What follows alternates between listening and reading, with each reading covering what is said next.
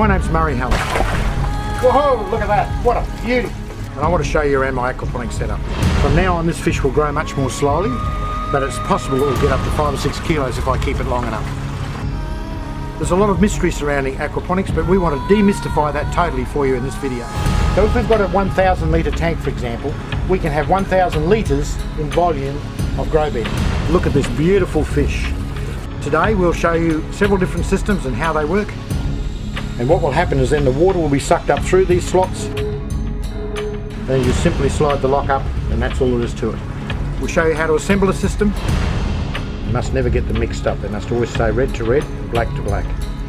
We'll show you how to assemble a system from recycled materials, if that's what you want to do, or how to assemble a system that you've pre-purchased, all ready to go, in a kit form. By the time you get to the end of this video, you'll know exactly how to put an aquaponics system together. If you get down to this level, and if you get down to here, you're going to have dead fish, I'm sorry to tell you. You'll understand how it all works, you'll understand what to do to make it work properly, you'll understand about the bacteria and all the other things put up as mysteries by people, but you'll understand how to make it work so that you can produce beautiful, clean, organic fruit and vegetables and fish at your place.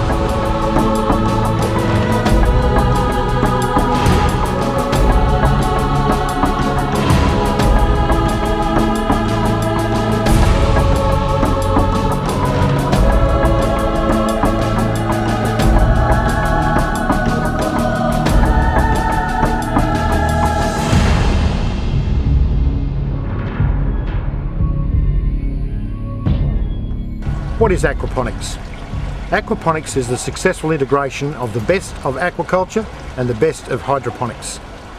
In aquaculture, the fish are fed, the fish are raised in either ponds or tanks or enclosures, and the fish are fed, and the fish of course produce waste.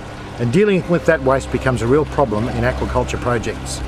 Very elaborate filtration systems are used to try and keep the water pure, but eventually the water has to be discarded, and the water is pumped out into dams or into rivers or local streams or some way of being disposed of, which can become a problem. Hydroponics has a similar problem in that hydroponics uses nice clean water that they add nutrient chemicals to, and as that is circulated and the plants are grown, some of those nutrients become out of balance, and eventually that water nutrient mixture has to be replaced and water has to be discarded. And once again, that nutrient rich water is discarded in creeks or rivers or dams or in some kind of enclosure, and it becomes a problem for those kind of technologies. But in aquaponics we don't have those problems because we can continuously, never-endingly recirculate the water, because the water comes from the fish tank, nutrient rich. Those nutrients are converted by good bacteria to nutrients that the plants can use. The plants consume the nutrients and the water is returned to the fish tank clean for the fish to use it again. So it's a closed loop system, and that must be understood from day one, and that's what makes aquaponics so absolutely wonderful, especially in a dry, thirsty land like Australia where water is at an absolute minimum. We can have a high density food production system that produces both plant matter and fish in the one system for the absolute minimum of water usage.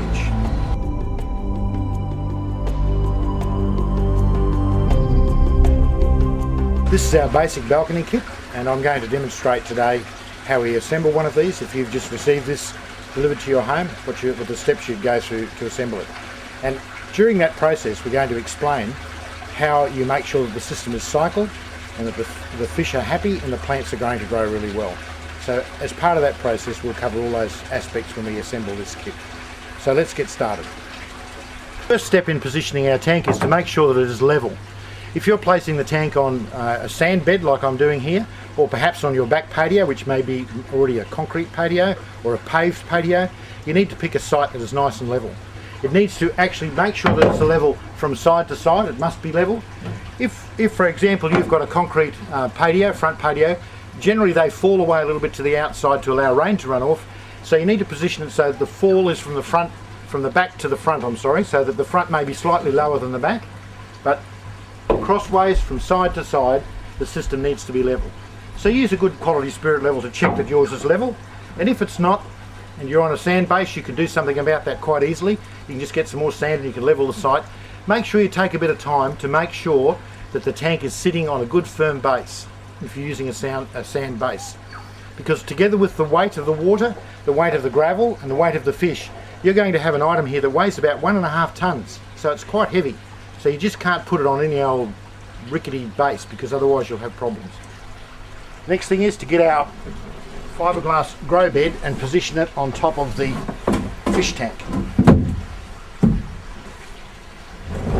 As you can see, sits neatly atop the system, and interestingly this system has been designed to withstand all the rigours that will come against it as it is built and as it is used over the years. And being fiberglass, it's perfectly strong enough to hold the weight of the grow bed, which will have the gravel in it and also water in it. And when this is filled up in operation, this grow bed will actually weigh close to 300 kilograms in weight. So it's quite a bit of weight to be supported by the tank. And this tank has been structurally designed to hold that weight for you. I've got the pump that's supplied with the kit, and also the piece of pre-made plumbing. And this plumbing will bring the water up from the pump out of the tank and deliver it to the grow bed.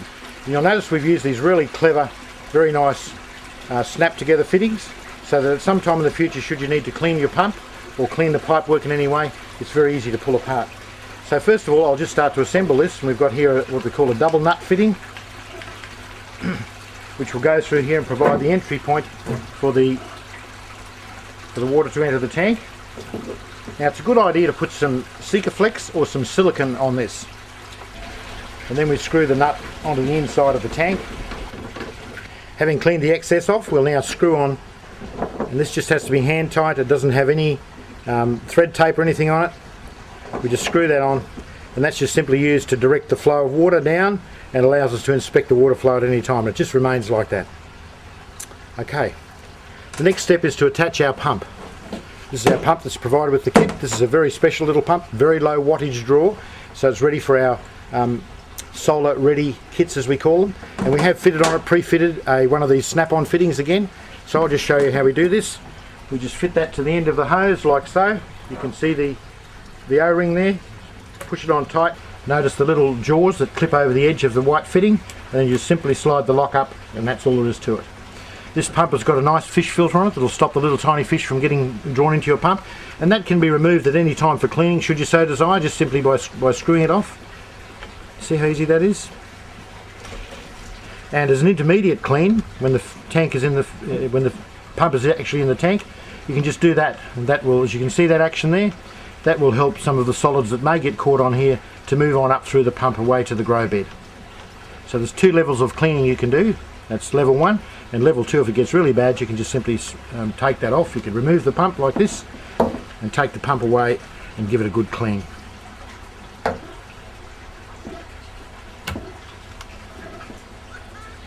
If you're wondering what this is a tap that we've put a bypass line in, and this enables us to adjust the flow by using this little tap to allow probably half the water to bypass and spray out over the surface of the fish tank, thus adding to the aeration that occurs in adding oxygen to the water for the fish. And that adds to aeration and also allows us to get rid of a little bit of the pressure in the pump, because this pump is actually a little bit stronger than is needed for this one grow bed. And that would allow us later to add more grow beds to this kit if we so desired, and this pump will do the job. So that's, you just adjust that to get the flow right.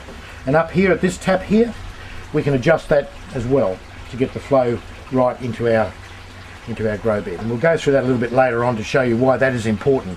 It's important to get the flow right into the grow bed so that our auto siphon device will work correctly. Once again, you'll see we've got these snap-on fittings everywhere. You can take anything off at any time and give it a clean if you need to, and it's just so easy to take on and off.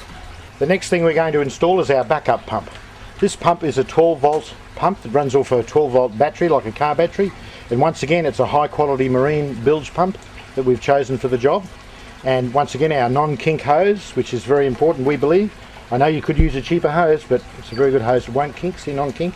And once again, we've used the safety fittings, the safety clamps, and it's all set up ready for you.